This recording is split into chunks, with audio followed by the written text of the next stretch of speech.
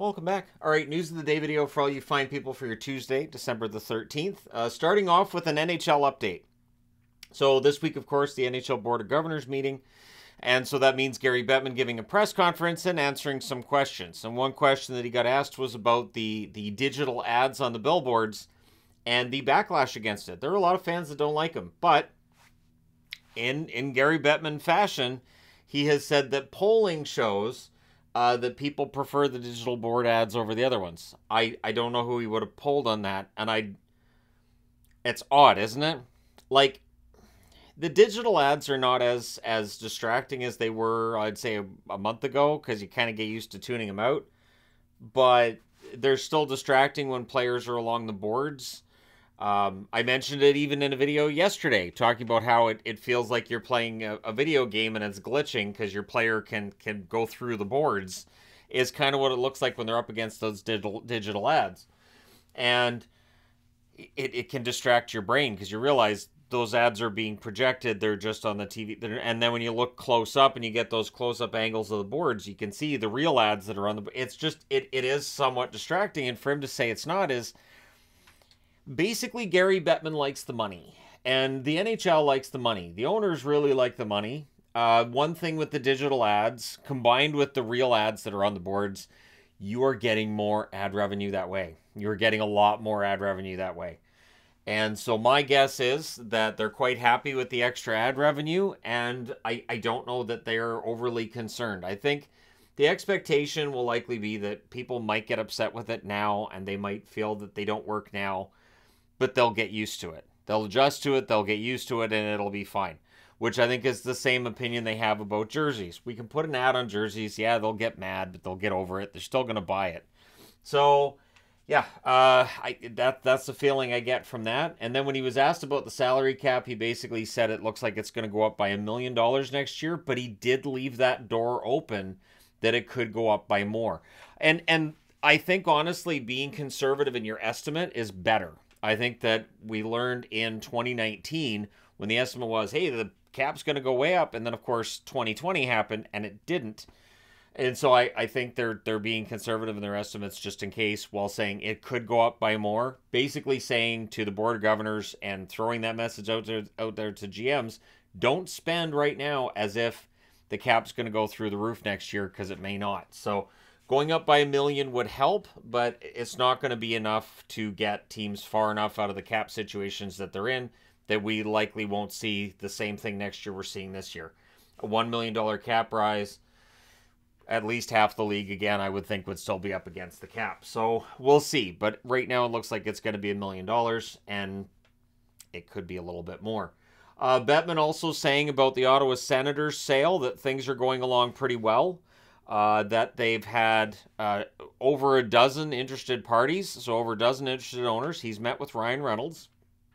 We've also been talking lately about how the NHL would like Reynolds to be a part of whatever ownership group comes in.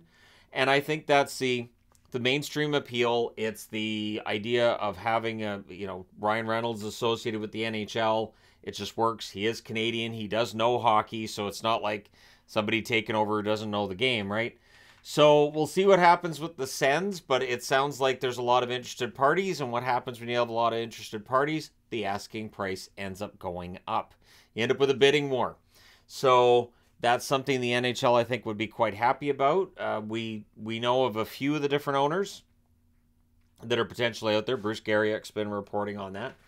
So, yeah, we'll see how long this Senators sale takes, but I don't think it's going to take that long. I get the feeling that we probably will have new ownership in place with the Ottawa Senators. I would think within 6 months they should have the whole thing done. But at any rate, yeah, it sounds like there's a lot of interested parties, and it probably will take a little while to figure out the exact right one. But they're working on it. All right, now into the injury news from last night. And the game between Montreal and Calgary featured some injuries that would scare the fan bases of either team. Caufield is traveling with the team and should play against Ottawa tomorrow. That's great news. Caufield left that game last night.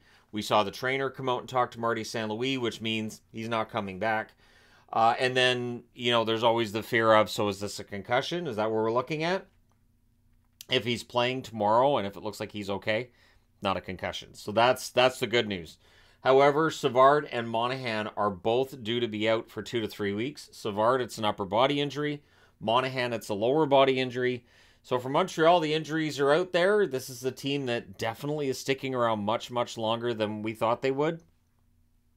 They weren't expected to be anywhere near a playoff spot by this time of the year. And of course, the longer they stay in the hunt, the more interesting it's going to be to see what the general manager does at the trade deadline. What kind of moves do you make? There are ways to sell players and not sell your team's chances of making the playoffs. We've seen trades like that in the past. It's possible Montreal could do that. Trade out a veteran or two, pick up a draft pick or a prospect, and still not make your team one that is a lot weaker for having made those moves. So we'll see what happens. For Calgary, the good news is he will be traveling with the team. He's going to be reevaluated today. He had a scary injury last night too. Tanev, the kind of hockey that he plays, he is going to get hurt at times. That being said, he is still one of the best, I think one of the best defensive defensemen in the league when he's healthy. So hopefully it's not bad. Whatever the reevaluation tells them, hopefully he's out short term, if at all. The if at all is there with Stutzle as well. He's being evaluated today. You guys can make up your mind whether it's the hand, the wrist, the elbow, because that was the speculation last night. To me, the way that he was holding his arm, it looked like his wrist. That was my thought right away, was that it was a wrist injury.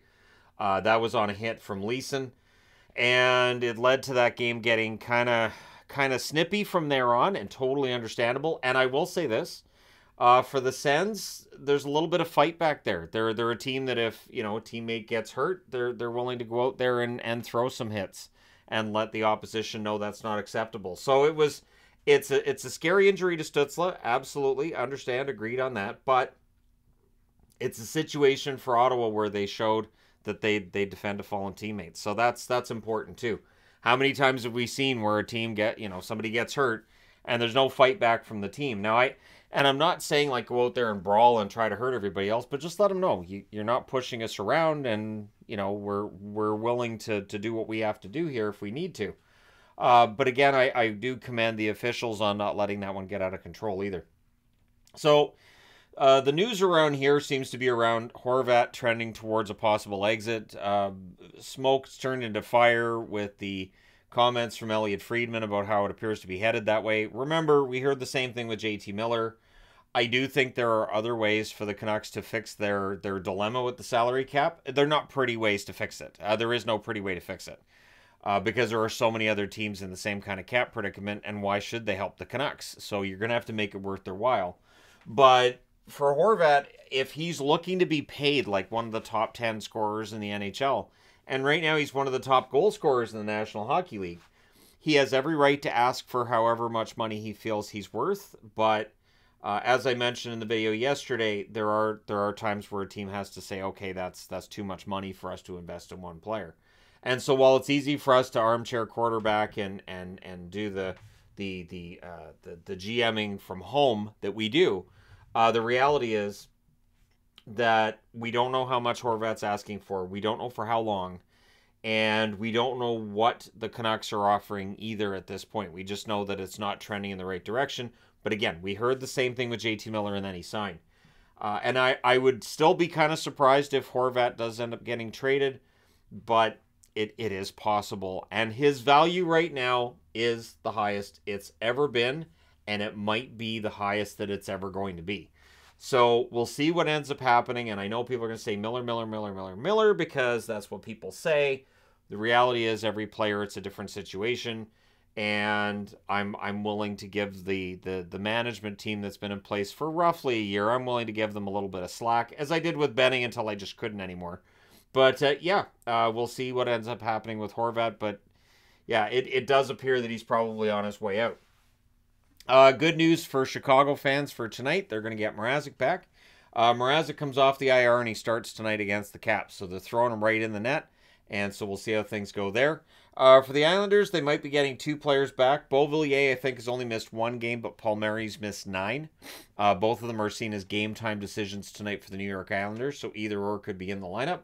And good news for New Jersey fans, Blackwood is trending towards a return. He's been sent down to the AHL for a conditioning stint. He's close. He's going to get a game or 2, I would think, for Utica, and then get called back up and be good to go. And then Schmidt, of course, would end up going back down to Utica. But I think what we've seen for New Jersey, they have a pretty good future in net. Both Schmid and Dawes look like they're going to be very good goaltenders. So for Blackwood, it's important to come back from this conditioning stint and play well, and make sure that the team knows he should be their goaltender now and for the future. Because otherwise, I think we've seen New Jersey has options in the event that that Blackwood falters again or gets hurt again. So we'll see what happens. Let me know your thoughts in the comments section below, as always. Don't forget to hit like and subscribe. If you're browsing your way through, you just happened upon this video. Thank you guys so much for watching, for all your support. I will talk to you again soon.